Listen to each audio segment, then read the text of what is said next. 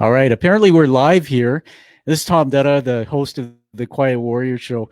It's exciting to be on the show live. And you know what? It's the age of COVID-19, and guess where I am? Well, I decided in my home to move to my happy place. You're probably saying, "What the heck's that on the back there?" Well, more about that later. And you can see this wonderful person sitting there waiting, going, "Tom." She's probably saying, "Tom, just get along with it." And I'll introduce our guests in a moment. But I'm actually in my kitchen, everybody. And if you know me and follow me, I love my food and it's my love language. And so I move my green screen and everything in the kitchen. And so I bring this energy from the kitchen today. I'm excited to get this show rolling. Thank you for joining us. Let me cover off a few things. What is Livestream? Livestream is a fantastic technology. I think it's the next generation of broadcasting. We effectively are interrupting the airwaves. Yes, sorry if we interrupted you from your coffee or your morning meeting, but we're interrupting the airwaves across social media. We'll be taking this and producing it into a podcast and releasing it on the internet radio, which is exciting. And we wanted to bring you the look and feel of the interview live. So you'll see me doing some things in my studio here, which you generally won't hear when I'm on the mic. I also want to tell you and tease you that we have 4 big announcements to make on this show today. One of them pertains to our amazing guest, and we'll get into that in a moment. The other 3, well, you'll have to stay to the end, and we'll tell you about them at that point. So here we are, and let's get rolling. So I'm going to just cue us up as if I was on the mic in my studio without video. So stand by, everybody. In 3, 2, 1. Well, welcome to the Quiet Warrior Show. My name is Tom Dutta. I am the Quiet Warrior, and I'm excited to be here with my guest, Brittany Bexton. Hey, Brittany, welcome to the show. Thank you, Tom. Thanks for having me. All right. I've been looking forward to this. Totally excited to have you on. And this show's all about you. But before I do that, I want to tell people how we met. Brittany is an amazing talent, and we'll hear about all of that. But we read each other's books, and we share a common bond. We were published out of New York by Morgan James Publishing. Quick shout out there. And while we read each other's books, and I was so inspired by the work you did, Brittany, I went, I got to meet you. And then it led to some other cool things. And I said, let's get on the show and let's have some fun. So why don't I turn it to you and just, I have your bio and I'll build you up a bit, but tell us something about yourself that you think people don't know, anything at all. Something people don't know. That's hard because I'm a pretty open book, so I share a lot. Some little known fact, though, when I was really young, I was super stubborn. And at one point when I was in 4th grade, I actually changed my entire class's mind about the drink that we were going to have for our class party because we had accidentally left my option off of the voting. And my 4th grade teacher thought I was going to be the first female president after that. And your life is not done yet, so I bet you still have time for that. Well, that's pretty exciting. So just want to let everybody know the only drink I have in studio here is my water glass. So let me tell everybody a little bit about you, Brittany. I'm looking at my bio here of you. Well, we'll call you a California girl. You were born in California, and you recently, I believe, 2011, moved to Nashville. Everybody, Brittany is a Nashville recording artist. She's a singer, songwriter, an actor, an author. I mean, there's so many things that you've done, and that's why I want you on the show. And so take us into the story. I mean, one of the things I learned in your book is about the backstory. The Quiet Warrior Show is about the hero's journey, going through that story. We talk about success isn't a straight line up, right, Brittany? It's a line that may go up and down. I've met some other people like you who are talented, and I didn't really understand the industry. And the first thing I thought of is like, why did she become a singer songwriter? And then I read somewhere that it said, you didn't grow up in a musical family. And then I went, well, wait a minute, we got to find out. So let's go way back where everyone has started and tell us about that story. How did it start? So I really have this belief that if you're a music person, you are born that way, because music has just been part of me and part of my soul since I was a teeny tiny little thing. I'm pretty sure I sang before I talked, and I talked early, so that's saying something. But it's funny because I did music starting really young. Before I ever took voice, I was sang in church choirs because that was my heart, and it was a way for me to get out and sing and be around friends. And it's funny because my family had gone to church when I was very young, but they stopped going when I was about 4 or 5 because my dad used to fall asleep in the pews and it embarrassed my mom. And he was a night owl, so getting up early, it was just, he couldn't help himself. So they stopped going to church, but I kept going with friends to sing in choirs. And when I was, I guess, 7 or 8, I started playing violin. And then, you know, did the typical school recorder stuff. In the US, we all have to learn recorder in 4th or 5th grade. Oh yeah. And then I played clarinet when I was in middle school and continued violin through that time, but I continued singing. Now, when I was a kid, voice teachers used to tell you, oh, we can't teach her yet. Her voice hasn't changed. There's no point. Well, I'm a strong advocate that that's not the truth because it's never too early to learn how to sing healthily. Your voice might shift over time, but you can do damage to your voice if you sing wrong. So it's much better to go to voice lessons. But we finally found a teacher when I was about 12 that would take me in. And I've been doing, well, I haven't done proper one-on-one voice lessons in a long time, but for a long time, I studied private voice with 4 different master teachers over time, actually. And I started doing musical theater when I was like 12 and really got into the acting side. But I can tell you that, you know, I honestly don't remember a time that I didn't have a dream about being a songwriter and a singer. And I started That's a, really young too. Yeah, I mean that's amazing. I mean, first of all, the word prodigy comes to mind. I know I'll probably embarrass you to say that, but I got to be honest with you. I can't, I can't sing my way out of a paper bag. And I want to just tell you a funny, quick story that when I was preparing for my TED Talk, which I appreciate that you've watched that, and my coach said, she was a world speaking coach. She said, go in the bathroom and belt out a song. And I said, why would I do that? She said, because I want to teach you how to get your range. You know the song I picked? I picked Elton John's song, Yellow Brick Road. And I put on this cap backwards with a pair of sunglasses. She said, video it and send it me. And I just did it. And I was terrible. And I sent it and she goes, and you're actually pretty good. And, but everybody, I want to raise the up the ante here about this lady. I listened to your album and, this was the first time anybody ever sent me an email saying, here's my songs. You can check them out. They haven't been released yet. And I went, wow. And the one, Learning to Believe Again, I believe is my favorite one. There's so many of them. And I listened to I even read in your bio here something about a powerful range. It also says here that you have this intuitive heart for music. The way you connect to your story and passion of a song is captivating. And so I really understand that. I want to talk about the backstory a little bit. And here's the thing. We want to use this as a teaching moment on the show that she's so amazing to me. But you grew up in this non-musical family. And then it said somewhere I read that you kind of grew up listening to people like Aretha Franklin and the Motown age and rock and roll.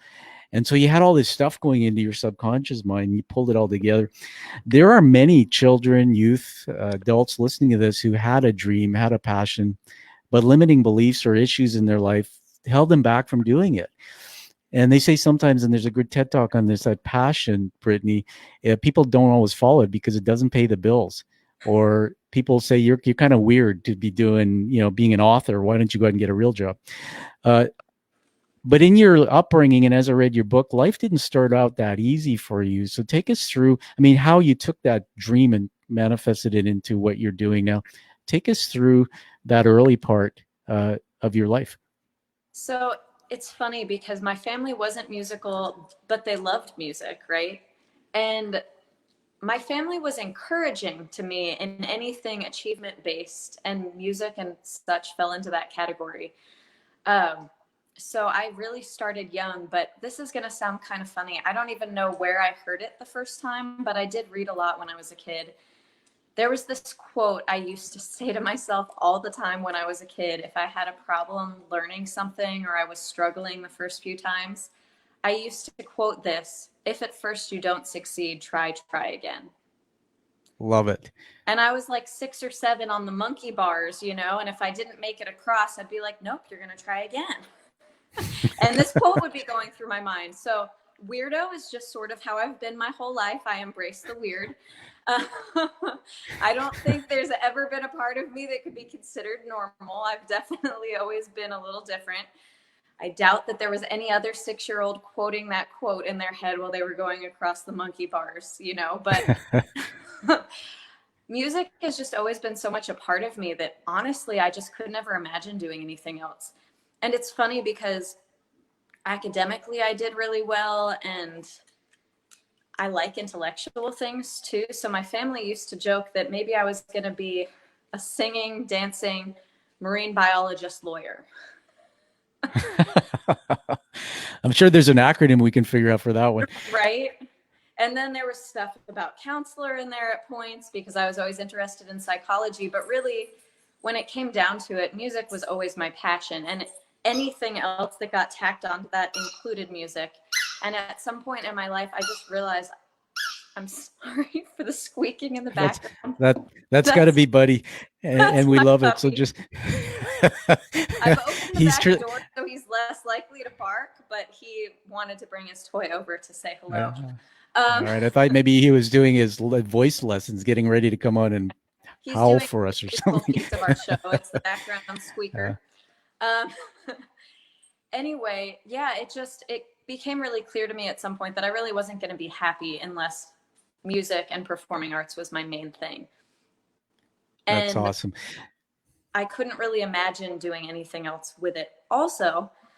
So I purposely, when I went to college, actually chose a conservatory because I didn't want a fallback. Right. And you said you said to me before, I think something about Robin Williams, and that was the same place that, and God bless him, he was a man we lost too early, right? He's one of my idols. Yeah. But you went to the same. When I hear conservatory, I think space and telescope because I didn't even know what that meant. But just tell us quickly about that. It was Robin Williams and another person you mentioned. Kathy Bates is the other famous. Yeah. There are some other Broadway stars, but most people wouldn't know who they are. So. But yeah, Kathy Bates and Robin Williams both went to my acting conservatory.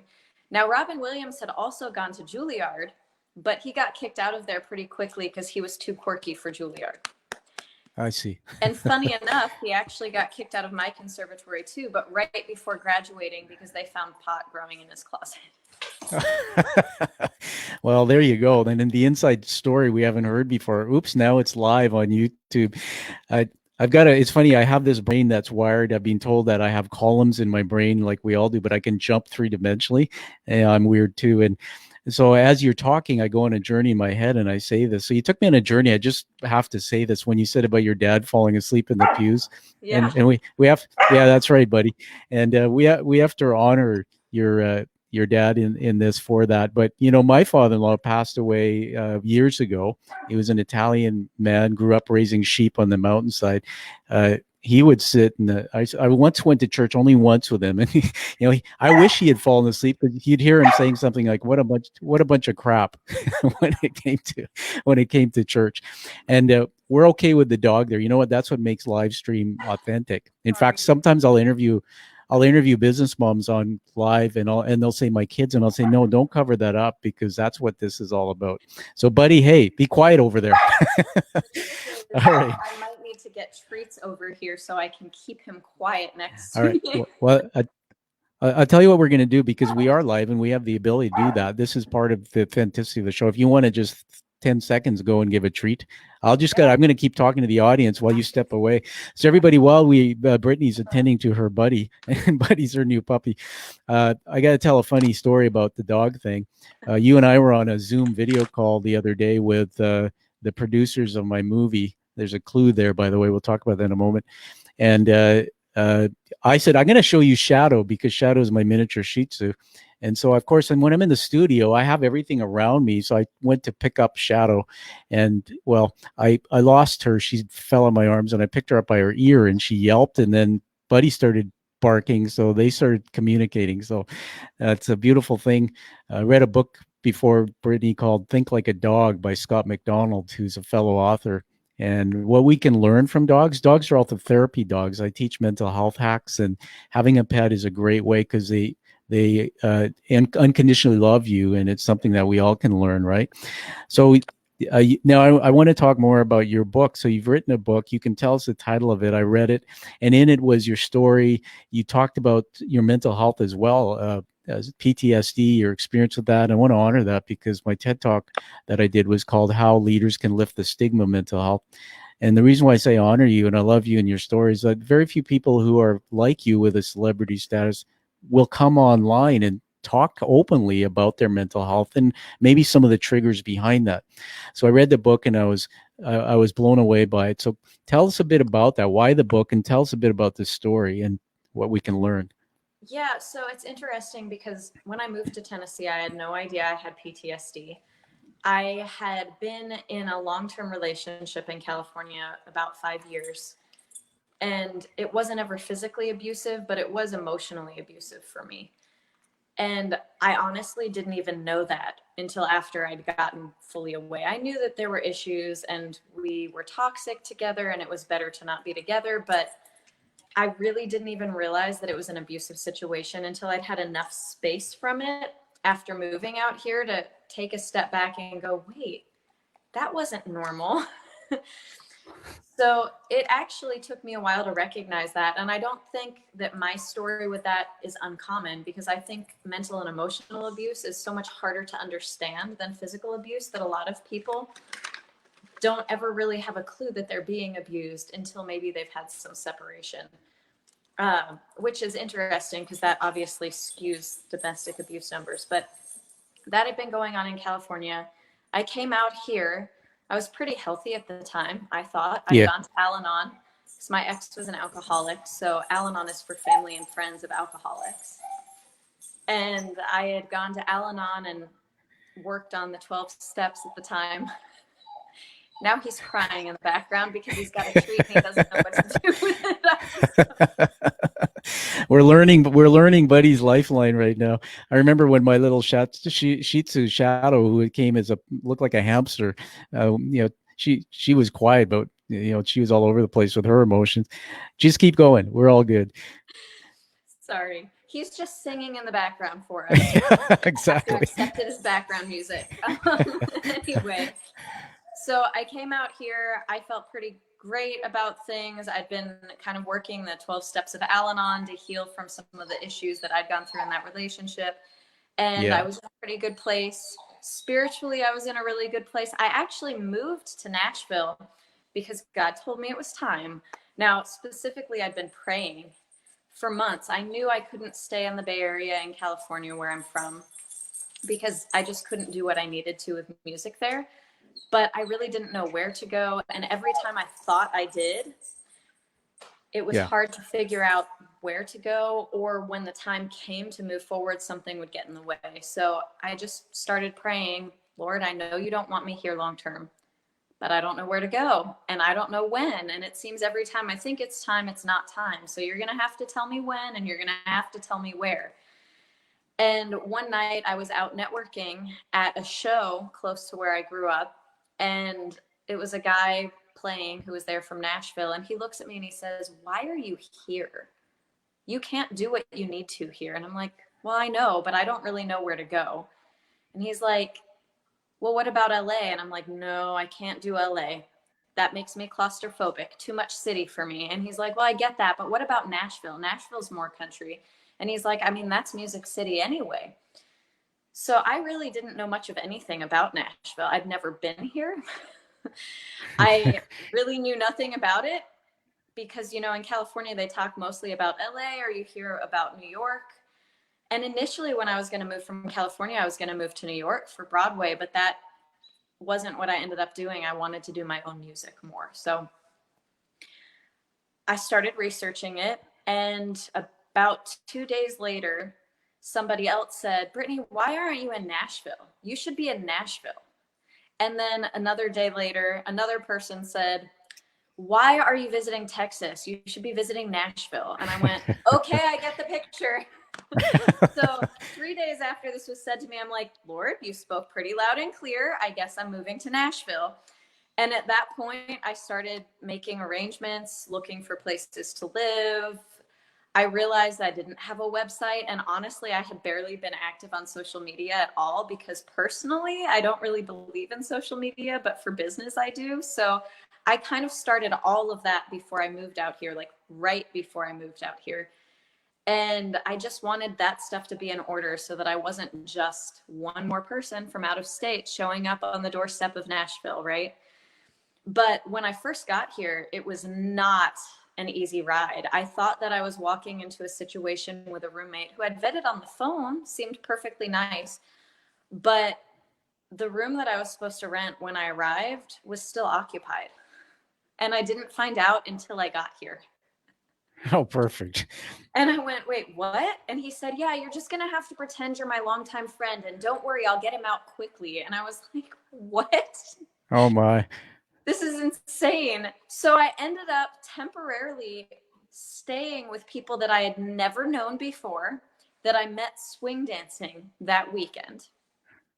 Oh, my gosh. So basically strangers. And I was technically homeless for a couple weeks. And I looked for another place to live, but I couldn't find anything decent in that short amount of time. Like everything that I looked at was a slumlord place. And this is terrible, but I actually looked at the woman showing me the property at one point and I said, I would rather live in my car than live here.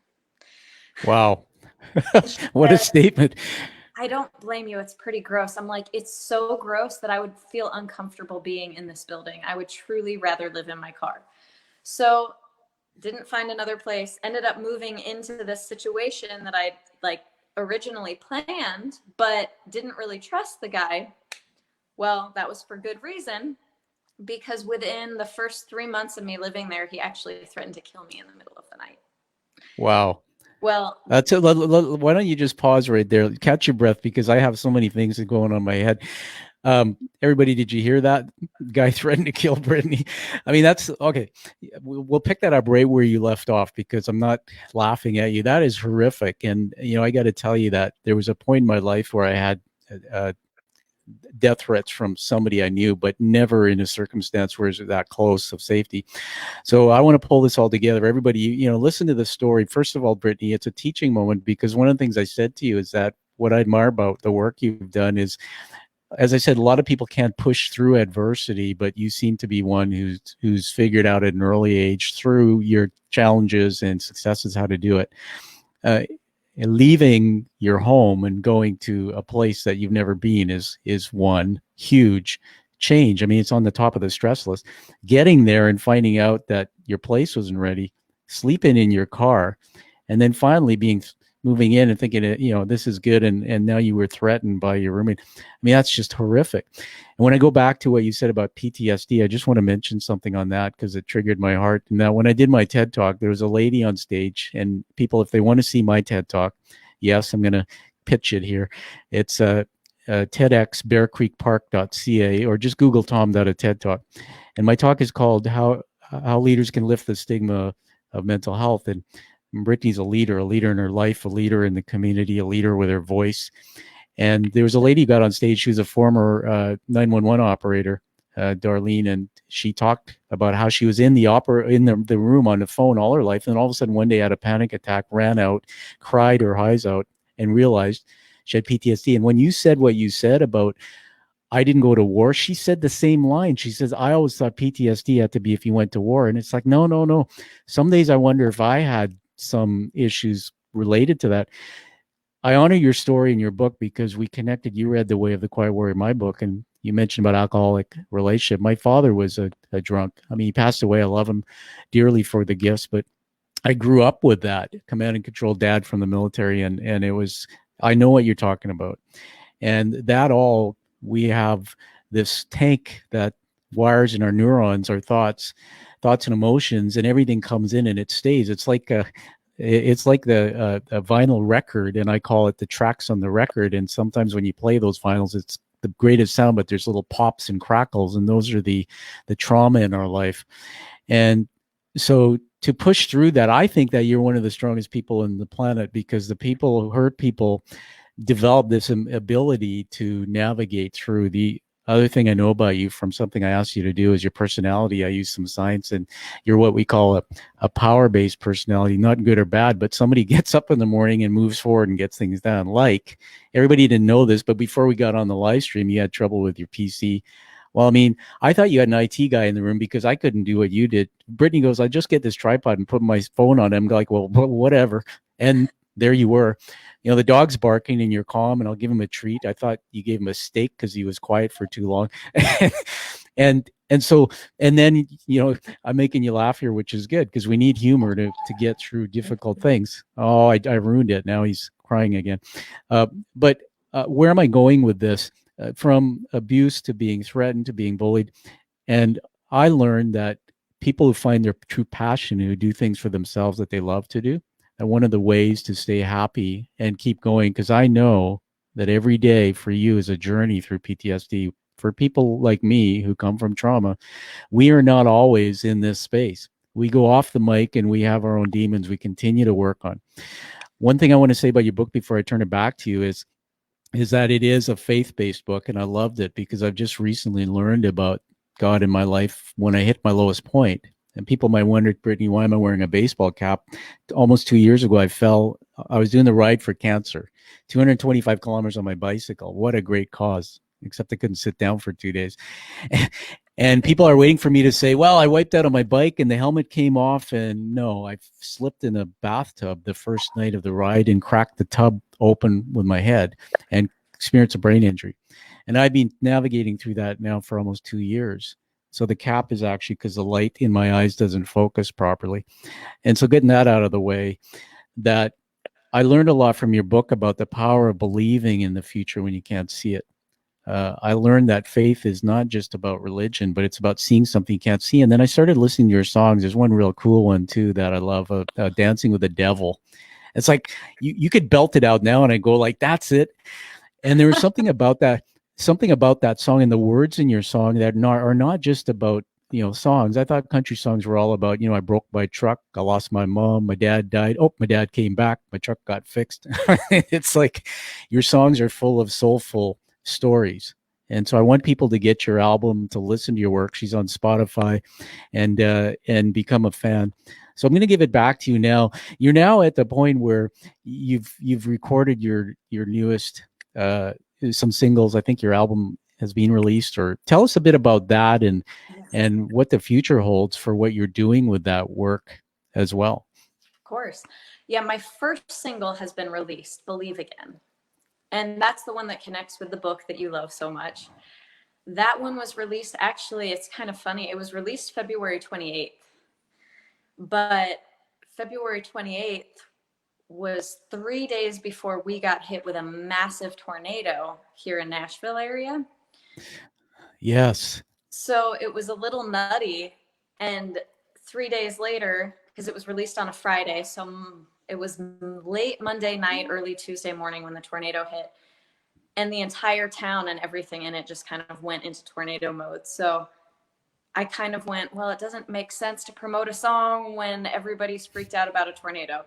And then about a week later, I was doing the red carpet event with Morgan James for the book, and the coronavirus stuff all hit and the world shut down. So it's funny, but it's been out since February 28th, but we're just now starting to really look at radio promotion and some of that stuff because obviously no one's been able to tour or anything. But yes, people can get that song on iTunes, Spotify, Google Play, all the digital outlets. It's available. My album hasn't released yet. I'm still finalizing mixes on those songs. So you heard the not finalized or mastered version of the songs, but that will be done soon. And then I'm going to release probably one single at a time for maybe the first 2 or 3, and then the rest of the album. Awesome. Nashville, I'm going to go back to that because you said you stumbled into Nashville. Well, I've been there once and I have great memories. First of all, a red carpet event with the publisher is why I went. But I had a chance to go to the Grand Ole Opry and it was amazing. And when I stood on the stage doing my TED Talk on the Red Dot, I thought about the Opry because I don't know if you've been there. Well, you obviously know of it. But they actually took, the Opry's being rebuilt, the building. They took the original stage and cut a circle out of it, and it sits on the stage. and amazing talent came out. And when we went through the town, I walked into these honky tonks. I remember listening to a band, and they were pretty good. And then they introduced themselves, and they were all from Canada. And I went, oh my gosh! I mean, I'm Canadian. I'm in Vancouver. So tell us a bit about when you got into this music. You know, how you were discovered, and what is it like to walk out on stage? I know I've seen some pictures of you performing; they're beautiful, and just share that with us. I mean, it's got to be this rush of emotion. I mean, why do you love it so much?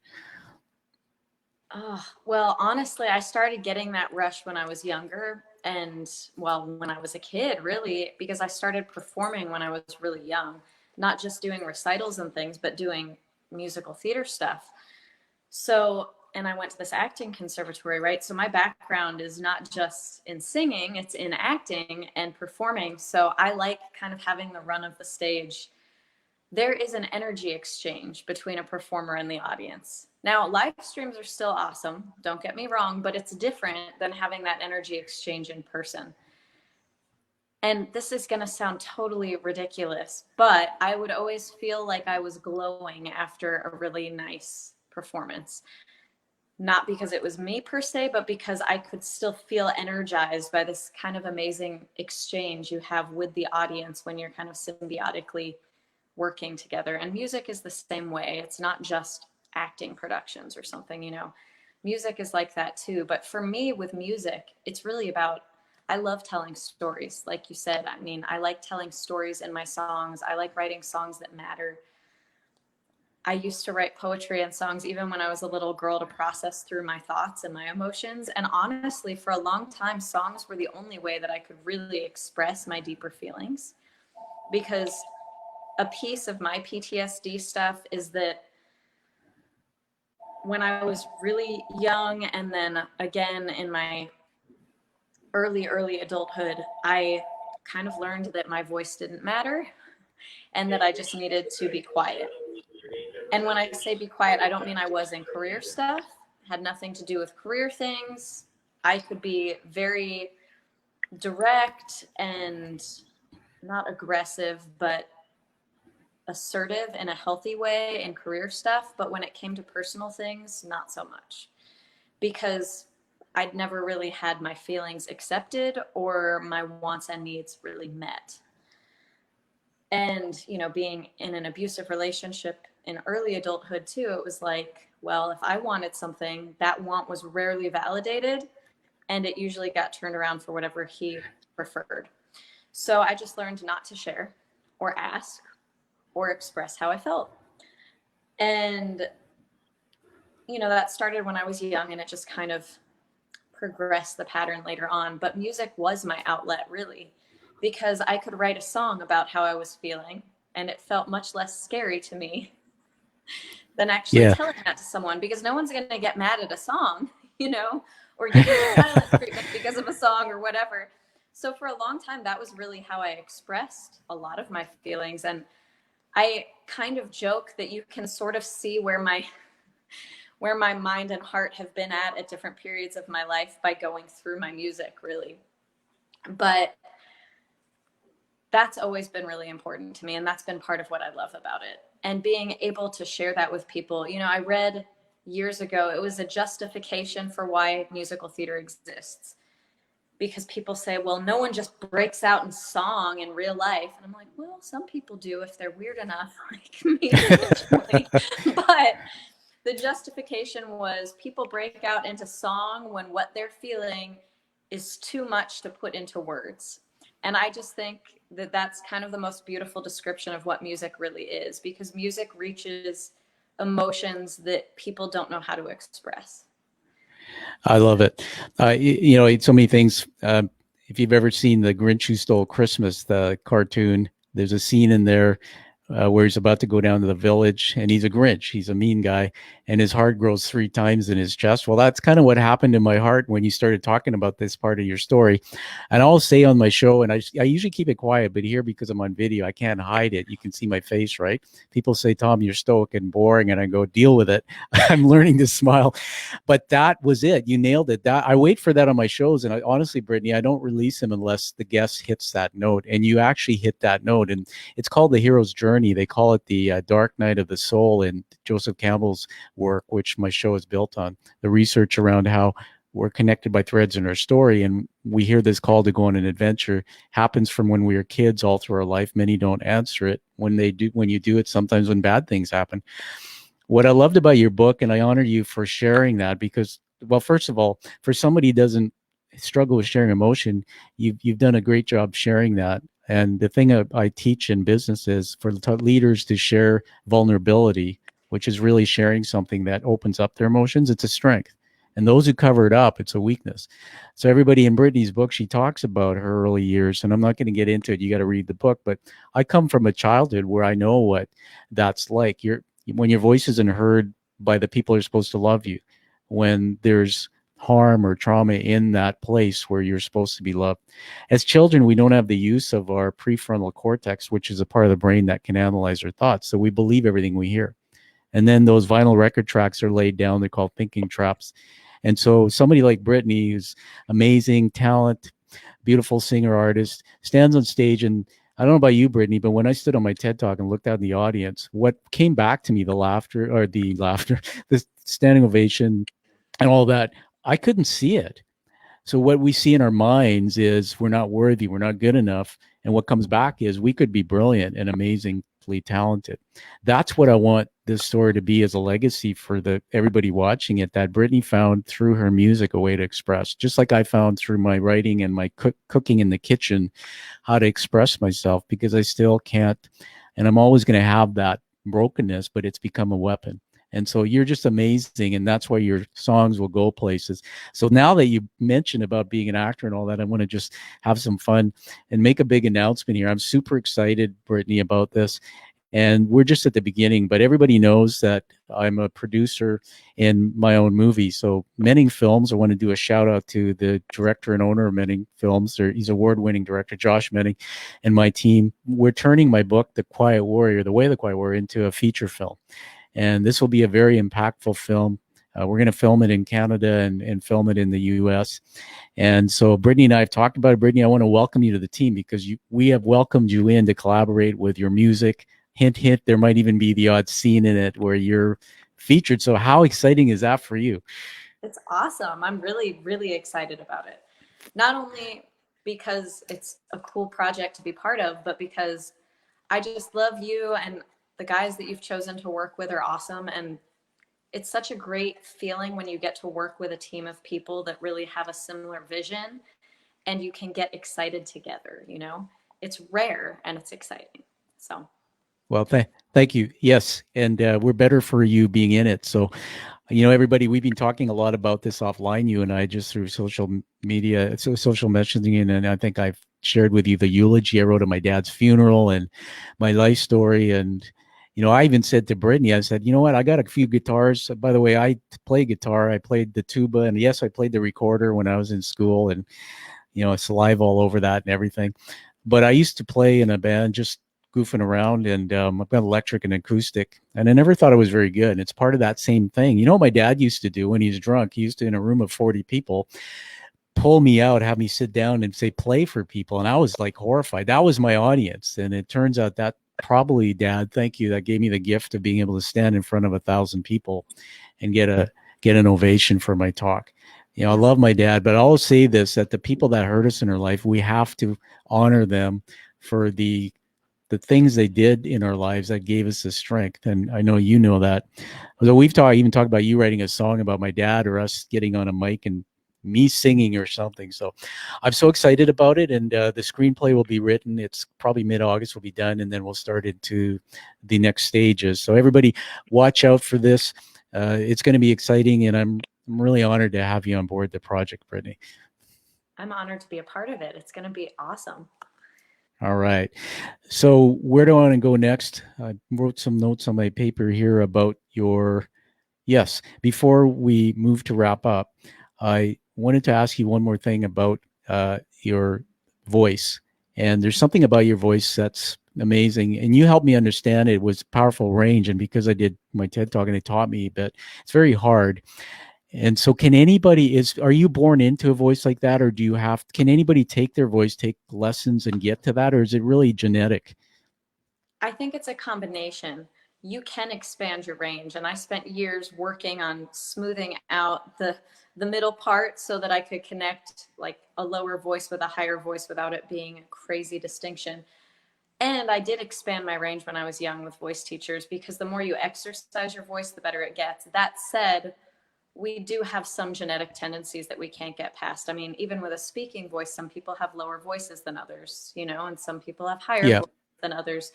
So there's going to be some genetic limit based on how your body is built, but voice lessons can do a whole lot for most anybody. It's just a Yeah. matter of, wanting to enough and Yeah. applying yourself enough. Absolutely. And when I did my TED talk, they said talk for your diaphragm. It's not until you figure it out. It's not. And then there's the other aspect of the air conditioning. A lot of performers. One of my friends performs in Vegas and said like Celine Dion was there, and she even was quoted as, "I go straight to my room because if Vegas is dry and your voice dries, and just amazing." So that's just awesome. That you found that place in the world, and everybody. The thing about a songwriter artist like Brittany is the legacy you leave us is your songs, which are listened to. I remember when I grew up as a kid, despite the traumatic childhood I had, listening to Charlie Pride, a black country singer. My mom had it on, and Elvis. And when I come back to Nashville next, I'm going to get in the car and drive down to Elvis's little land there. But it still music. I can listen to your song, which I do. I put my headset on, and listen to Believe Again when I come home from work some nights late. And everybody knows because of my fall, I do a side hustle at a Costco stocking produce. I used to be embarrassed to tell people, but to keep me physically, I put on my headset and I listen to music and I listen to that song. But I can overlay on that track a moment in my life. And so something happens in my life and I can remember where I was, what I was listening to. And so there are songs that we all listen to that trigger points in our lives, happy and good points, that we can hear it again in a movie like the one we're going to do, and it can open up this whole world, and it's beautiful. So you're giving a gift. You're giving a gift to us. Before I let you have the last word, I want to honor you with 4 or 5 leadership words. You see me. Yes, Buddy, we'll give you one too. That's Buddy the dog, everybody, her new puppy. And we like that because it really does say we're live streaming here. He's pretty cute, when you had him on last time. Show us where your piano is, by the way. You've got a piano there somewhere. I So don't know if you can turn I your piano. moved some things around. I'm going to actually walk over here because Okay. you won't see as much clutter if I do that. So this is my Aha. keyboard. This is Yeah. where I write at home. And I do live streams weekly too. So Sweet. Thank you. Awesome. I was going to get you to sing, but I'm not going to put you on the spot today I to do can that. We'll if have you you back. Okay. Well, why don't you do a few bars out of my favorite song, but whatever you're comfortable with, just, okay. yeah. I just gotta find it here. I know this is gonna sound silly, but usually when I play live, I actually have a guitar player play. So funny enough, Aha. I don't have my own songs memorized. I mean, I have That's the all right. lyrics and the melodies Yeah. memorized, but not the chords. Yeah. So I always use Oh, a. no problem. Yeah. So I should have brought my guitar. I could have done it for you. this is a little bit of Believe Again.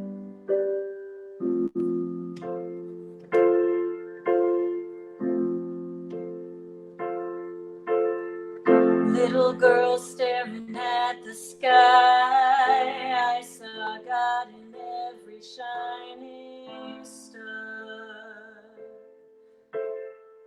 Back when dreams seemed so easy, long before life got this hard. All it took was a wish back then, but now my faith is wearing thin. 'Cause how can you try can you stand when you're on your knees?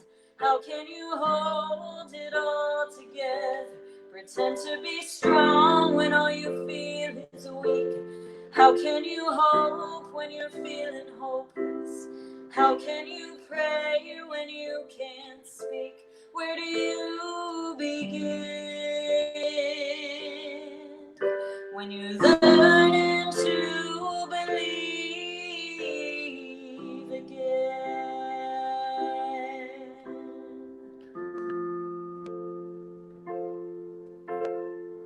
Take a breath and a step forward. Peel the layers back one by one.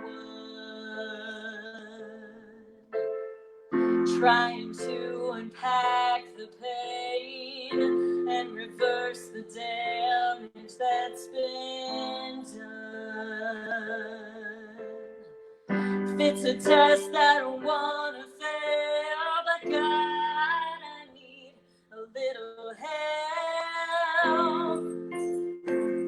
'Cause how can you trust when your life is shattered? How can you stand when you're on your knees? How can you hold it all together? Pretend to be strong when all you feel is weak. How can you hope when you're feeling hopeless? How can you pray when you can't speak? Where do you begin? When you're learning to believe again.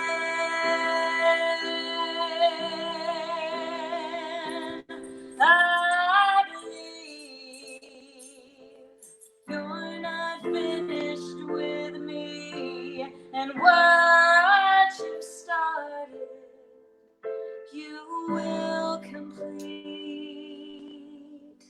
'Cause I do believe.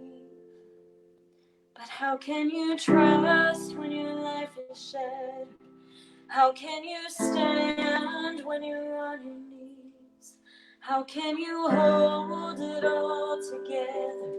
Pretend to be strong when all you feel is weak. How can you hope when you're feeling hopeless? How can you pray when you can't speak? Where do you begin? When you're learning to believe again. I believe that I can stand when I'm on my knees, that I can hold it all together, that I can be strong when all I feel is weak. I believe that I can pray when I can't speak. Where do you begin? When you're learning to believe again. 'Cause I'm learning to believe again. All right. That was awesome, Brittany. Oh, you're amazing. My favorite song, and we got more than a couple bars there. I'm just so grateful sorry. you did I that. started going through and I'm like, I don't know where to stop. I think he'll tell me. No, I was wanting to tell you play the whole darn thing, and you did. So we'll talk for a couple more minutes before we wrap up. But do you want to stay where you are, or do you want to go back to your other spot? Is Buddy okay? Way. I know All the right. background isn't quite as aesthetically pleasing, but It's all good. So everybody, I made a note that moment, I made a timestamp. So when I produce this YouTube, I'm going to put that in the narrative to make sure they hear that. It's called "Believe Again," and the new single from her album that's soon to be released. And so everybody, I'm going to honor you with a few words here. I've written them down, Brittany, on my paper as I'm talking. These are leadership words. One is inspiring. And you do your inspirational videos every week. Everybody check out her YouTube feed or her Facebook feed. You are emotion. There's no question. You sing with emotion. It's beautiful. You're a storyteller. And it's a gift of leaders in business. We teach them how to tell stories so that they can get to the heart of people to move them. Resilience, oh my gosh, from growing up in a bit of a traumatic childhood through to sleeping in your car in Nashville to being threatened to kill you, and then doing all this amazing work with your voice and talent, acting. And the last one is you are a leader. I'm proud of you, and everything you do is bringing this light to the world. We haven't seen the beginning yet. There's so much. The rest of your life ahead of you is you can't even see it yet. So on that note, I want to just honor you by inducting you into the Quiet Warrior Tribe. Behind the screen, I was telling people, what is this thing? Well, Brittany, when I started the show, I wanted to bring about 40 people a year only. I think about that 8 billion on the planet. And I select people who will come and open up about their stories and tell us the truth of their life so we can learn. And I had these made, and they're coins called the challenge coin. I don't know if you've heard of these. If you're doing a step program, you might know the challenge coins. My dad used to have them in his house, but basically they're used around the world. They started in World War II to build community, and soldiers would carry them. And if you met and you didn't have your coin, you'd have to buy drinks or something. So today, the police force, first responders, anybody around the world have started these coins. And this is the Quiet Warrior show coin on the back. And it's hand painted and crafted. That's the image of the show. And there's that guy there. It's actually me. I recognize that on guy. the back. With the black leather jacket, which is my marquee for my book cover. But on the back is actually the hero's journey narrative drawn by Joseph Campbell. And I wanted to reveal on the show every time. I do this for fun for myself, but on my left arm, I have that tattooed on my arm. And it was the first time in my life I had the courage to get a tattoo because somebody said I couldn't when I was a kid. But I say the hero's journey's not just in me, it's now on me. And so that'll come in a cherry box. I hope we will meet, and I'm going to give it to you. And you commit to carrying it for the rest of your life to really live with passion and purpose and use your story to change the world. So welcome to the tribe. Thank you. Speaking of All tattoos, right. do you mind if I share a really quick story? Yeah, go for it. So I have a tattoo on my foot that I got a few years ago that says tread with love, which, similar to you, it's a reminder to myself to always move forward in love and not let fear shut my voice down. Fantastic. So I bet you wear open shoes on stage so people can see that. Sometimes it depends on how cold it is. I haven't done this yet, and I said to my coach when I did my TED Talk that I'd like to wear a black tee so I can pull it up and show the audience, because something wants me to show my tattoo because there's some reason. Maybe it's just this stupid thing, but glad we know about that one. So give us the last word. Tell us where we can find your work. You have a website. Tell us again about the name of the book and the album, whatever you want. Yes, so my website is really easy as long as you spell my name right. It's just Brittany Bexton. And I'm sure that Buddy agrees. I'm sure that with this one, you'll still be able to see the spelling. But BrittanyBexton.com. Buddy, that's enough. Do you want to bring him to the camera? Do you want to bring him to the camera? Do you want to bring him onto the camera? Bud, Would that comfort him? Say hello. Hey, buddy. Buddy. All right, everybody. You can't see, if you're listening to the podcast, you can't see the visual, but the puppy, Buddy. He's stolen a piece of plastic. We're looking at to try to get my attention. That's why it looks like he has a cigar in his mouth. All right, we're looking at Buddy now, smoking a cigar. He's a beautiful. What breed is he? He's a mix. What breed is he? I believe he's Brussels Griffin Shih Tzu Beagle. Huh, bud? Oh, hey, Buddy, I've got a Shih Tzu, a miniature. Well, then now we're connected by your dogs too. Anyway, yeah. Brittany, so it's Brittany Bexton, BEXTON.com, everybody. Yes. And the book itself, I believe, Learning to Believe Again, 30 Days to Finding Your Hope, Faith, and Comfort in God's Truth. Get the book, give it a rating, and to honor your work. Hey, Brittany, it's been great having you on, and we're going to put this on YouTube and also produce it as a international podcast. And Buddy, thank you for being on the show as well. You brought some music to our ears. Goodbye. But yes, everything's okay. On my website. Stop barking. All right. Everything is on my website. We're done. You can find my music, links for everything, and my book there. All right. And we love you, buddy. All right. All right, everybody. Find this show, give it a high rating, and find your true passion like you hear from Brittany Bexton, and live with purpose and live the life that you deserve and desire. Stand by, Brittany. All right. End the broadcast here. Now, if I lose you, I'll call you back.